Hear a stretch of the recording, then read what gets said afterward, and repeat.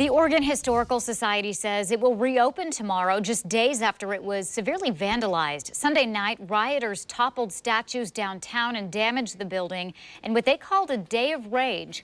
The windows of the museum were shattered and a historical quilt was stolen. Fox 12's Drew Marine spoke with a lone survivor of the 15 black women who helped make that quilt. Drew, what did she have to say about what happened?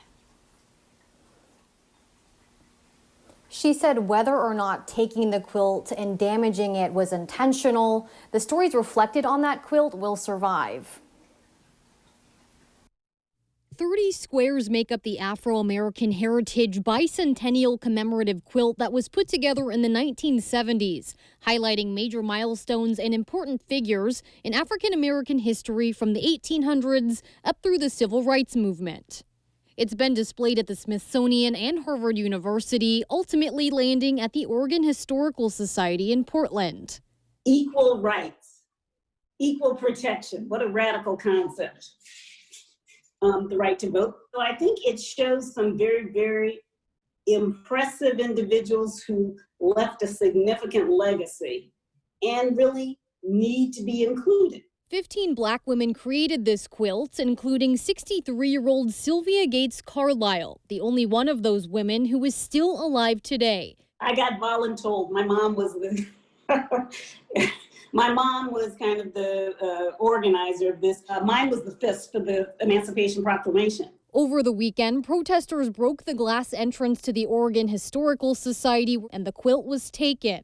Luckily, it was recovered the next day, but it was wet from being left out in the rain. Carlisle says it's hard to believe the person who took it didn't know what its significance was.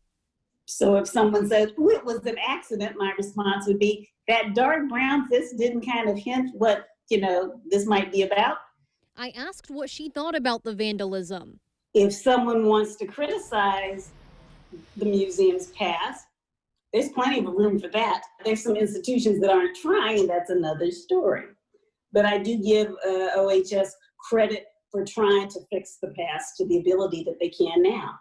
She says whether or not taking the quilt was an accident, it has no impact on the history the quilt reflects. Those women made significant contributions without the quilt. The quilt memorializes others who made significant contributions, and that won't change. Their legacy lives with, through, and without the quilt.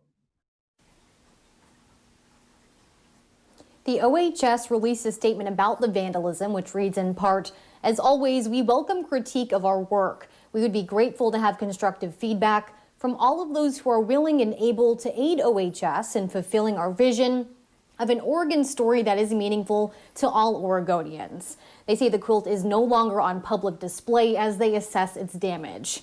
Live in Southeast Portland, Drew Marine, Fox 12 Oregon.